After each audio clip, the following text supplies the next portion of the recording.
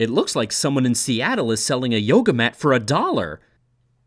The mat was only used once and comes along with this hilarious usage timeline detailing the seller's experience in a hot yoga class. Not such a good experience. I doubt the room got up to 175 degrees, but nonetheless funny. I also doubt the seller used Heidi Christopher's super easy method for yoga mat cleaning. Any takers? Here's the full text from the Seattle Craigslist ad below. Yoga mat for sale. Used once at lunch hour class in December 2009. Usage timeline as follows. 11:45 a.m. Register for hot yoga class. Infinite wisdom tells me to commit to a 5-class package and purchase a yoga mat. I pay $89.74. Money well spent, I smugly confirmed to myself. 11:55 a.m. Open door to yoga room. A gush of hot, dry air rushes through and past me. It smells of breath, sweat, and hot. Take spot on floor in back of room next to cute blonde. We will date. 11:57 a.m. I feel the need to be as near to naked as possible. This is a problem because of the hot blonde to my left in our pending courtship. She will not be pleased to learn that I need to lose 30 pounds before I propose to her. 11:58 a.m. The shirt and sweats have to come off. I throw caution to the wind and decide to rely on my wit and conditioning to overcome any weight issues my fiancé may take issue with. This will take a lot of wit and conditioning. 11:59 a.m. Begin small talk with my bride-to-be. She pretends to ignore me, but I know how she can be. I allow her to concentrate and stare straight ahead and continue to pretend that I don't exist. We will finish sharing our special moment. I am suddenly aware of a sweat mustache that is formed below my nose. This must be from all the whispering between us. Noon. Instructor enters the room and ascends her special podium at the front of the door. She is a slight, agitated Chinese woman. She introduces me to the class, and everyone turns around to greet me just as I decide to aggressively adjust my penis and testes packed in my Under Armour. My bride is notably unfazed. 12:02 p.m. Since I do have experience with hot yoga, 4 sessions just 5 short years ago, I fully consider that I may be so outstanding and skilled that my instructor may call me out and ask me to guide the class. My wife will look on with a sparkle in her eye. We will make love after class. 12:10 p.m. It is now up to 95 degrees in the room. We have been practicing deep breathing exercises for the last 8 minutes. This would not be a problem if we were all breathing actual, oxygen. Instead, we are breathing each other's body odor, expelled carbon dioxide, and other unmentionables. Don't worry, I'll mention them later. 12:26 p.m. It is now 100 degrees, and I take notice of the humidity, which is hovering at about 90%. I feel the familiar adorning stare of my bride and decide to look back at her. She appears to be nauseated. I then realize that I forgot to brush my teeth prior to attending this class. We bond. 12:33 p.m. It is now 110 degrees and 95% humidity.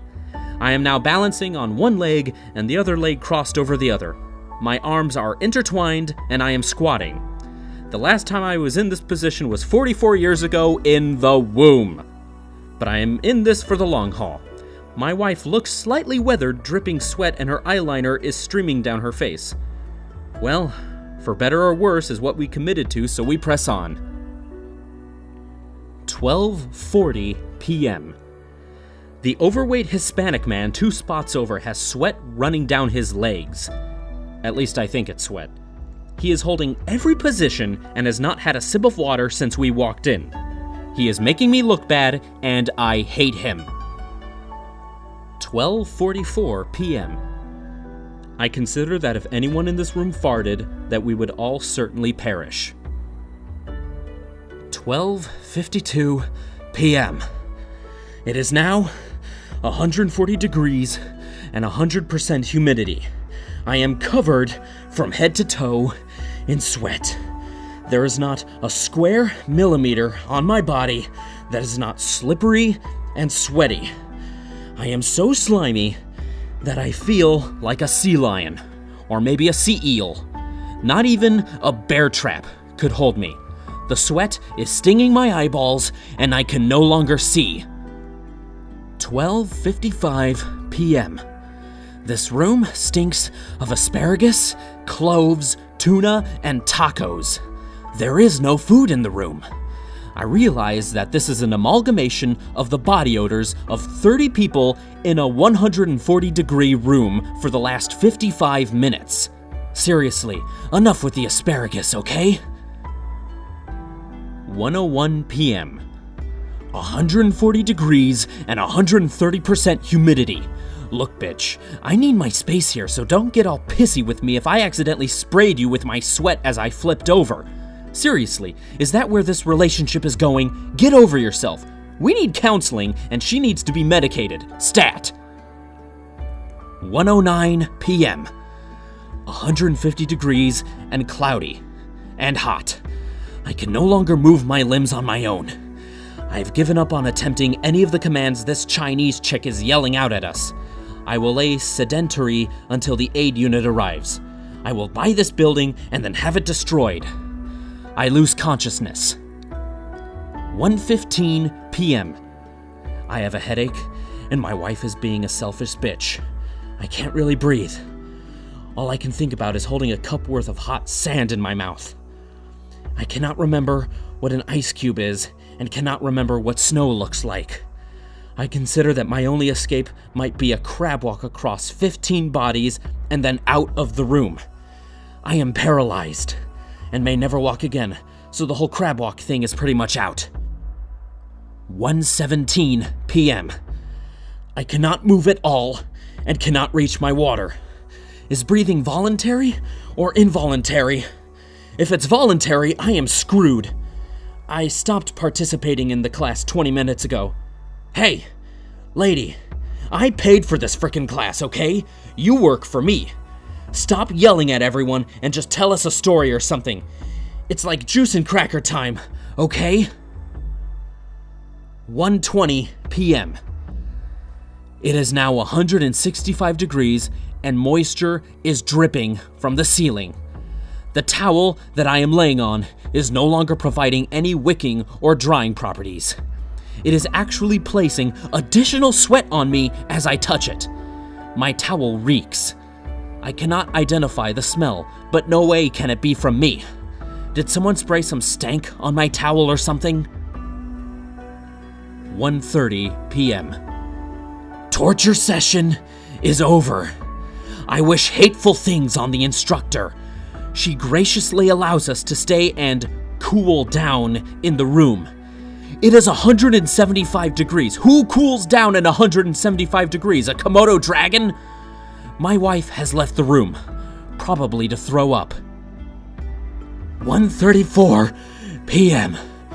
My opportunity to escape has arrived. I roll over to my stomach and press up to my knees. It is warmer as I rise up from ground level, probably by 15 degrees. So let's conservatively say it's 190. I muster my final energy and slowly rise. 1 foot in front of the other. 1 foot in front of the other. Towards the door. Towards the door. 1:37 p.m. The temperature in the lobby is 72 degrees. Both nipples stiffen to diamond strength, and my penis begins to retract into my abdomen from the 100-degree temp swing. I can once again breathe, though, so I am pleased. I spot my future ex-wife in the lobby. We had such a good thing going, but I know that no measure of counseling will be able to unravel this day's turmoil and mental scarring. 1:47 p.m. Arrive at Emerald City Smoothie and proceed to order a 32-ounce beverage, 402 calories, 0 fat, and 14 grams of protein, effectively negating any caloric burn or benefit from the last 90 minutes. I finish it in 3 minutes and spend the next 2 hours writing this memoir. 3:47 p.m. Create Craigslist ad while burning final 2 grams of protein from smoothie and before the shakes consume my body. 4:29 p.m. Note to self. Check car for missing wet yoga towel in AM.